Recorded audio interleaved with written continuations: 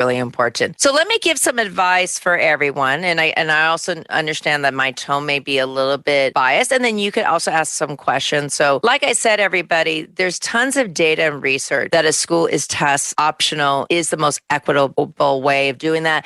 And when a college does research on that, they're saying that the kids, like let's look at Bates College and Bowdoin College in May, who's been doing it the longest. Their kids who go without the test, but still have amazing accomplishments, have graduated from college, which I think is really a better test of admissions versus just getting in, than kids with high test scores. You got a well-rounded, solid person who's basically, I'm going to say it, kicking ass in life. That's the score I like. But what's happening, guys, and for Mia and for the class of 23, deep breaths. It's kind of like when you have one parent said yes, you could go to the party, and you're waiting for parent two to say yes as well, because you need both. And what's happening, colleges are waiting for their bosses to look at more data to decide historic measures. Like for Cornell to say they're going to be test option for so many years. Caltech, a top engineering school in California, is test-free for a couple of years because they like what they're seeing. Because people are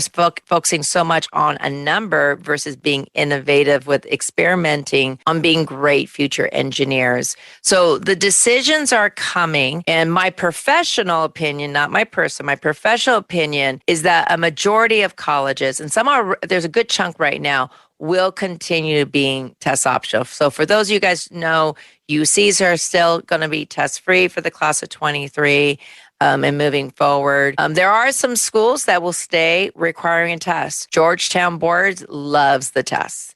The military academies love the test. The public school systems like University of Florida, is their scholarship merit base for their Floridians is tied to the test. So like you're right, Mia, like it's not fair, but in their minds, it's easier. And as you know, easy doesn't mean fair. And then for University of Georgia, they are still going to require the test. So but there's 3,000 schools. So what are your thoughts when you don't have it in black and white, your college list is test optional? What are your thoughts knowing that it's looking good that they're going to be test optional, but we won't know till the spring of your junior year and possibly late spring junior year? It's scary to know that we're supposed to go into like this whole college process, hopefully starting early, like junior year, early spring of junior year, but like not knowing. It's kind of scary not knowing what you're supposed to do, even though you're supposed to have a plan for that time. It's scary just being, as again, in limbo, not knowing like at all. But I guess we're just supposed to push through and just wait, I guess. But it's not really the greatest thing to just wait.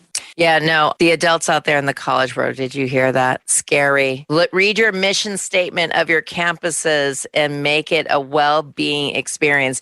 I interviewed, they'll be coming up some podcast shows after they're produced from class of 2020. Who did all the testing and all that stuff. And you know what they were saying when they're in college? What do you think if you had to guess, what's one thing that they guessed on? Like, what's one thing like, oh my God, college is so different because it's what? Like online?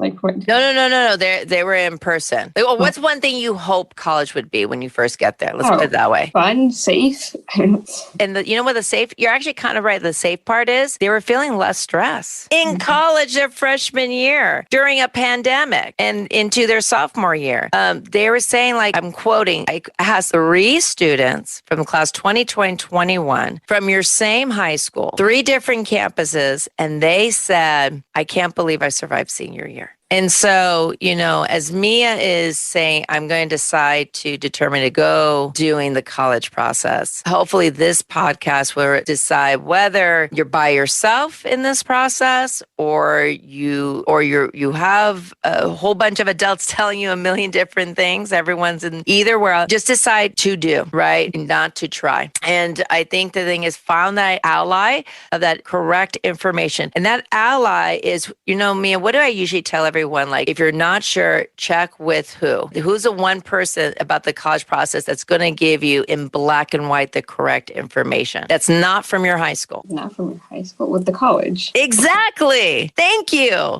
There's a lot of because of this scare and this fear that you mentioned, a lot of people are using outside sources. I can't tell you how much misinformation is out there. So please use, the colleges. Mia, did you know that you could email colleges, say, hey, I'm planning to apply for fall 23, and I would love to focus more on my programs and enrichment. then testing. Will you be test optional for my year? Did you know you could email all your colleges asking that? Not all of them. Heck yeah. I mean, you can. Yeah. So for whether it's Mia or whether you're class of 23 or 24, shoot, 25ers, if you're ready, go for it. But feel free to do that because like I said, some of the colleges don't know all this fear. I mean, once you leave high school, they forget that experience, and college is so different. Even within 2 years, it has been. And Mia, I think you're going to continue this journey with us, talking about the college process. Yeah. So everyone, this is not just a one-time deal with Mia. We're going to be doing a couple different podcasts with her as a junior. So this is just Mia's experience. And then, like Mia say, check with the colleges to verify everything. Mm-hmm. They're there and they want to help. And here's the nice thing is, Mia, did you know that more colleges, because of the pandemic, somebody said, don't leave a good pandemic to waste, right? So now colleges are continuing doing virtual tours, continuing doing virtual panels. You can meet with the college rep who's going to review your application virtually on Zoom. Did you know you could do that? No. Yeah. So whether you go to private, public, urban, rural high school, reach out. Yes, you need that Wi-Fi. Libraries, keep those libraries open with good Wi-Fi out there. And if you need help, just ask. And if one door closes, just knock on and get on another one. All right, Mia, any last words of wisdom you want to share, whether it be for the class of 23 or any of our other listeners? Stay safe and work hard. Stay safe. And don't forget to have fun. Yes, fun. Yes, also and fun. Sleep. Yes, sleep is very important. Hydrate. Yeah. Oh, hydrate. Yes. Okay. I just drank coffee, so I have to drink some water. Okay. Everyone, until next time, thank you, Mia, so much for being part of the show. And what an honor. What an honor. Thank you, Mia. All right. SI Counseling Podcast, where we help our students grow into men and women committed to faith and justice, leadership and service, academic excellence, and compassion. You can follow us on social media at SI Counseling on Twitter. And today on our podcast, we're here to give you more information to help you throughout your high school and beyond into college.